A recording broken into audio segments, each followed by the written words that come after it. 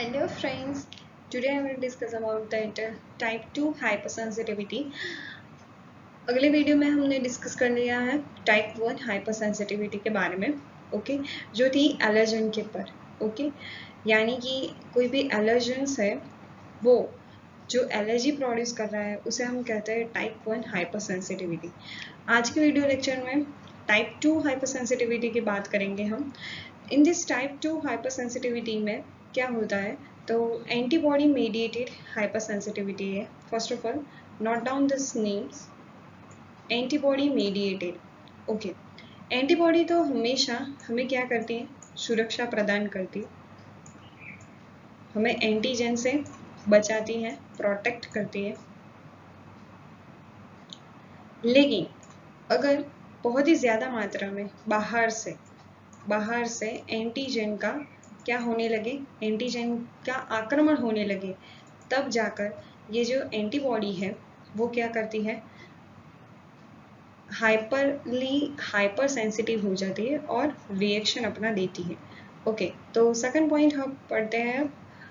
Antibody bounded to the cell surface antigen can activate the complement system and creating the pores in the membrane of the foreign cells. So यहाँ पर क्या होता है, इस point में ये लिखा हुआ है कि एंटीबॉडी जो है वो क्या करती है, कोई भी सेल को टारगेट बनाती है, ओके, कोई भी सेल को टारगेट बनाती है। वो सेल्फ हमारा भी सेल हो सकता है या फिर कोई एंटीजन भी हो सकता है, ओके।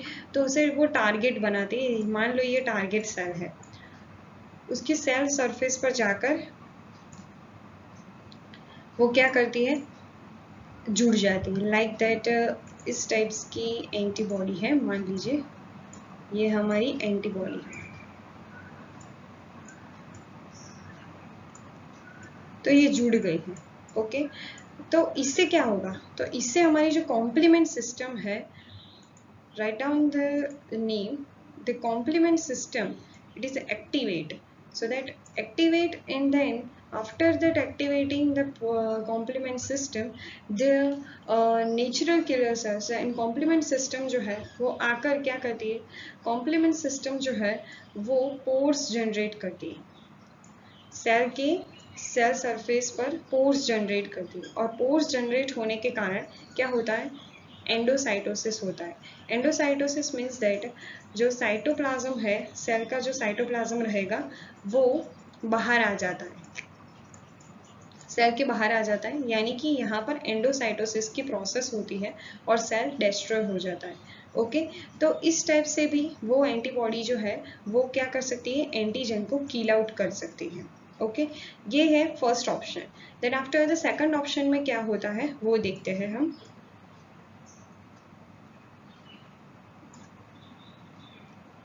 सेकंड ऑप्शन पढ़िए। It can be made it cell destruction by that antibody depended cell mediated cytotoxicity, okay. तो यहाँ पर एडीसीसी की बात की गई है। एडीसीसी क्या है, एडीसीसी का फुल फॉर्म है antibody depended cell mediated cytotoxicity, okay. तो इसमें क्या होता है, आगे हमने जो डिस्कस किया वैसा ही होता है, लेकिन इसमें पार्टिसिपेट करता है कॉम्प्लीमेंट सिस्टम नहीं, लेकिन नेचुरल किलर सेल्स। कौन पार्टिसिपेट करेगा, natural killer sales, okay.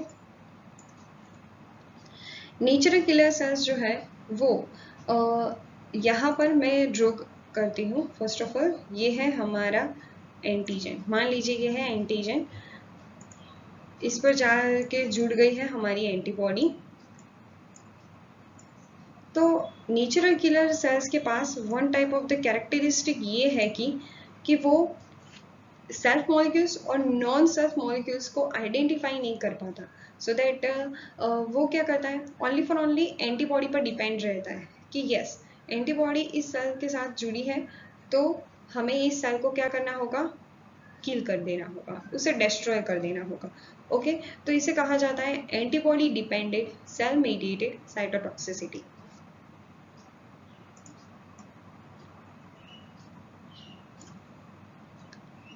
Then after हमारा नेक्स्ट पॉइंट है, in this process the cytotoxic cell with a FC receptor bind to that FC region of antibodies. यहाँ पर क्या होता है कि जो एंटीबॉडी होती है वो FC रिसेप्टर्स के थ्रू, FC रिसेप्टर्स जो है वो कहाँ होंगे, FC रिसेप्टर्स टारगेट सेल के पास होंगे, टारगेट सेल के पास क्या होंगे, FC रिसेप्टर, और FC रीजन किसके पास होगा, FC रीजन एंटीबॉडी के पास होगा।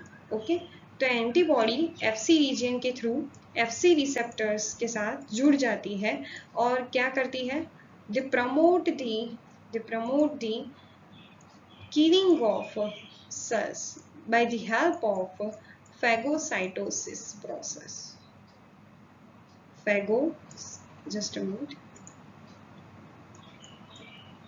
यहाँ पर फैगोसाइटोसिस की प्रोसेस होने लगती है।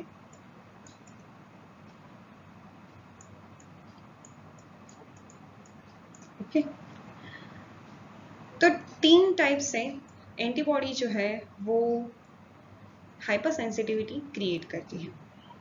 फर्स्ट ऑफ ऑल वो क्रिएट करती है एज पर दैट हमने देखा कॉम्प्लीमेंट सिस्टम को एक्टिव करते हुए, या फिर नेचुरल किलर सेल्स को एक्टिव करती है, या फिर फैगोसाइटिक सेल्स को एक्टिव करती है, और फिर से वो जो टारगेट सेल्स है या फिर एंटीजन है उसे किल करवा देती है।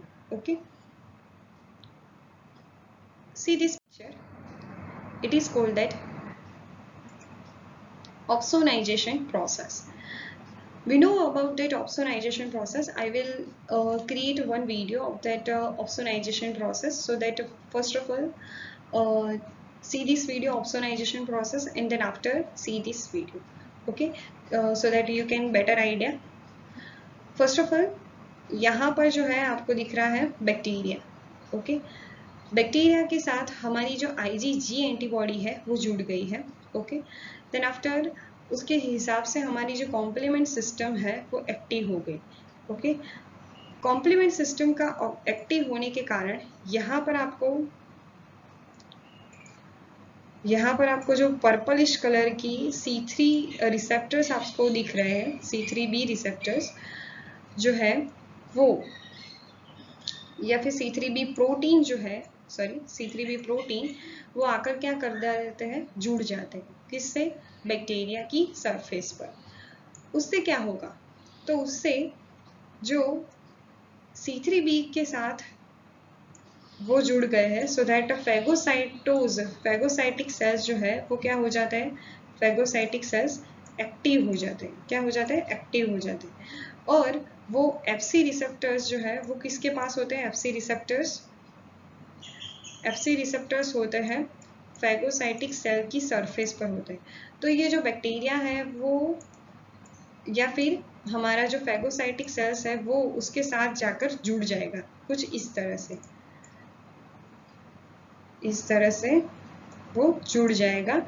एंड देन आफ्टर इस तरह से, देन आफ्टर इसका किलिंग हो जाएगा, फैगोसाइटोसिस हो जाएगा। आप देख रहे हैं यहाँ पर कि बैक्टीरिया जो है वो किल होने वाला है। ओके, तो ये सब जो है वो ऑप्सोनाइजेशन प्रोसेस के थ्रू होता है। Okay,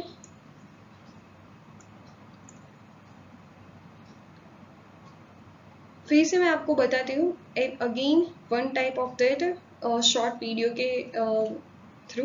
okay, see this video.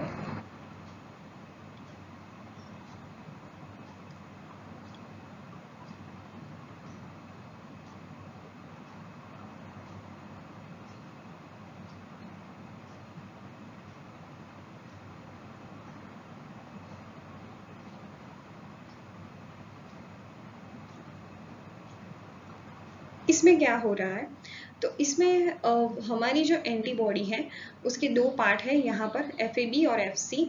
जो फर्स्ट ऑफ ऑल यहाँ पर जो एंटीजन दिखाया गया है उसके साथ वो जुड़ जाती है। सो एंटीबॉडी जुड़ी है तो हमारा नेचुरल किलर सेल्स आ जाएगा। रिसेप्टर्स उसके पास है, कौन से वाले, FC रिसेप्टर्स उसके पास है, उससे वो एंटीबॉडी से जुड़ जाएगा और वो क्या करेगा, परफोरिन प्रोटीन, और साथ ही साथ हमने देखा यहाँ पर आप देखो, फिर से देखो, परफोरिन प्रोटीन और ग्रे एंजाइम्स जो है वो क्या करती है, वो हमारे जो टारगेट सेल्स है उस पर क्या करती है, टारगेट सेल पर मारा करती है, टारगेट सेल्स पर उसे भेज देती है। ओके, ग्रेन एंजाइम्स और परफोरिन प्रोटीन को। सो इससे क्या होगा, तो परफोरिन प्रोटीन और grey enzymes that activate that cells into that opsonization process, means that sorry opsonization ही सेल्फ डिस्ट्रक्शन प्रोसेस के लिए ये ग्रे एंजाइम्स और साथ ही साथ जो परफोरिन प्रोटीन है वो सेल्फ डिस्ट्रक्शन करने में क्या करते हैं, उसे एक्टिवेट करते हैं। ओके, तो ये थी एंटीबॉडी से कैसे टारगेट सेल की डेथ होती है, वो हमने इस वीडियो के थ्रू जाना। ओके, कि ग्रे एंजाइम्स और परफोरिन प्रोटीन जो है वो सेल्फ एपोप्टोसिस क्रिएट करते हैं और उसके हिसाब से सेल की डेथ होती है।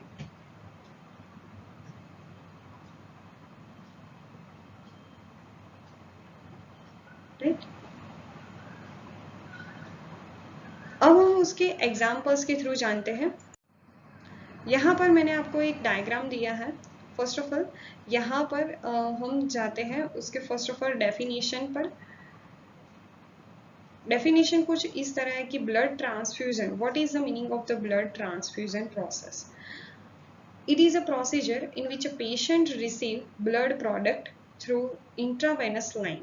Okay, तो इसके साथ क्या होता है, तो इस प्रोसीजर के थ्रू पेशेंट जो है वो ब्लड को, ब्लड प्रोडक्ट को, ब्लड प्रोडक्ट में क्या क्या आएगा, एंटीबॉडी आएगी, एंटीजन आएंगे, ओके, सेल्स आएंगे, प्लाज्मा होगी, सीरम होगा, सब कुछ होगा। ब्लड में जो जो होता है वो सब कुछ जो है वो पेशेंट जो है वो इंट्रावेनस लाइन के थ्रू वो क्या करता है, रिसीव करता है। ओके, तो इसमें first of all blood components और वेनस सर्कुलेशन कैसे होता है उसकी फर्स्ट ऑफ ऑल हमें जानकारी होनी चाहिए। और साथ ही साथ अगर हम ट्रांसप्लांट कर रहे one blood based product, blood की जो बेस्ड प्रोडक्ट है वो वन पर्सन में से निकालकर हम अनदर पर्सन में डाल रहे हैं, इस प्रोसीजर को कहा जाता है ब्लड ट्रांसफ्यूजन। ओके, तो ब्लड ट्रांसफ्यूजन के थ्रू क्या होता है, अगर आप मान लीजिए मेरा ब्लड ग्रुप है A, so that we know that मेरे ब्लड ग्रुप में ए एंटीजन होगा और एंटीबॉडी क्या होगी, बी। और मैं डोनेट कर रही हूँ किसी अदर पर्सन को जिसका फर्स्ट ऑफ ऑल ब्लड रह गया है बी। ओके, जिसका ब्लड ग्रुप है बी, जिसमें क्या होगा, एंटीजन होगा बी और एंटीबॉडी होगी स्मॉल ए। ओके, तो इस टाइप से होता है हमारा ब्लड ग्रुप का डायग्राम। इसे अलील कहा जाता है। ओके, फैक्टर कहा जाता है मेंडेलियन फैक्टर के हिसाब से। ओके, तो मैं क्या करती हूँ कि मेरा जो ब्लड ग्रुप था ए, वो मैं बी ब्लड ग्रुप वाले को देती हूँ, तो क्या होगा वो हमें देखना है। हमें पता है कि ब्लड ग्रुप यानी कि ब्लड डोनेशन देने के जाओ तो फर्स्ट ऑफ ऑल क्या देखा जाता है। ओके, तो डोनर का first of all antigen, donor का याद रखिएगा डी यानी कि डोनर, डोनर का एंटीजन देखा जाता है और एक्सेप्टर का, एक्सेप्टर यानी कि ए, एक्सेप्टर का एंटीबॉडी देखा जाता है। ओके, तो इस हिसाब से ही ब्लड डोनेट करना चाहिए। ओके, यानी कि मैं यहाँ पर ब्लड डोनेट कर रही हूँ, मेरा एंटीजन है ए और सामने वाला जो है बी ब्लड ग्रुप वाला, उसमें एंटीबॉडी है ए, स्मॉल ए। तो अगर मैं उसके उस ब्लड डोनेट कर रही हूँ तो क्या होगा, क्लोटेशन होगा, क्लम्पिंग होगी, क्योंकि एंटीजन ए स्मॉल ए एंटीबॉडी से बाइंड हो रहा है। ओके, तो पूरा का पूरा जो ब्लड है वो उसका वो क्या हो जाएगा, क्लम्प हो जाएगा, क्लोट हो जाएगा। तो इसी हिसाब से क्यों क्लोट होता है वो हम समझते हैं। क्योंकि हम जो सामने वाला जो एक्सेप्टर है जो, उसके पास है एंटीबॉडी है। किसकी एंटीबॉडी है? कैपिटल ए एंटीजन को मारने की एंटीबॉडी है। ओके, और मैं तो ऑलरेडी उस पर क्या कर रही हूँ, कैपिटल ए एंटीजन डाल रही हूँ उसके ब्लड में, तो वो क्या करेगी, वो उससे जुड़ जाएगी, एंटीजन से क्या करेगी, जुड़ जाएगी फर्स्ट ऑफ ऑल, और इम्यून कॉम्प्लेक्स क्रिएट करेगी। और देन आफ्टर उस सेल से वो क्लम्पिंग हुई है। आप जानते ही हैं कि एंटीजन जो है वो कहाँ पर होते हैं, हमारे आरबीसी पर होते हैं।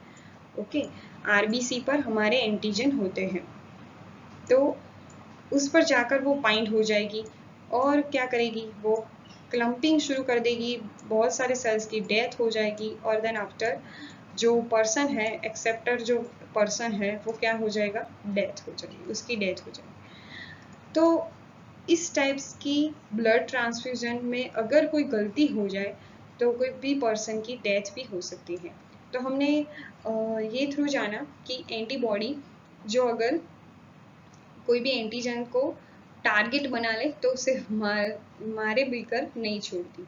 ओके, अब हम उसका दूसरा एग्जाम्पल्स देखेंगे नेक्स्ट वीडियो लेक्चर में, जिसका नाम है इरिथ्रोब्लास्टोसिस। ओके, आप जानते ही हैं erythroblastosis is one type of the process which is occur in that pregnant lady, the second time जो प्रेग्नेंट होती है उसमें क्या क्या होता है, और देन आफ्टर आरबीसी जो है फीटस का वो किल हो जाता है, इसे हम कहते हैं इरिथ्रोब्लास्टोसिस। तो हमें उसकी पूरी इंफॉर्मेशन में आपको नेक्स्ट वीडियो में देगी।